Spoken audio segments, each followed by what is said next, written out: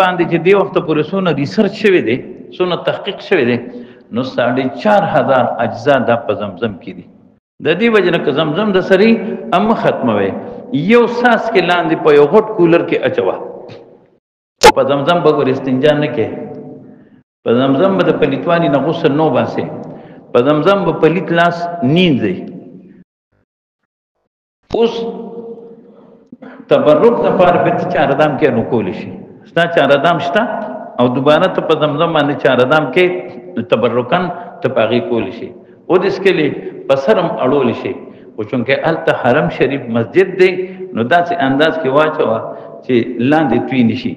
لکه ویخته د انسان یو سړی اعتکاف ته ناشته ان شاء الله روان دي که خیر ان شاء الله نو اعتکاف کې دې سرګیره ګمندي نو ګمنځول شي خو ویخته به دې جمعات کې نه ورځي ویخته به څه کوي جمعات کې نه ورځي دا زمینی په کار موږ هغه ته کوچاره دا موږ ور رواني وو ګیره ګمنځو سر ګمنځو نه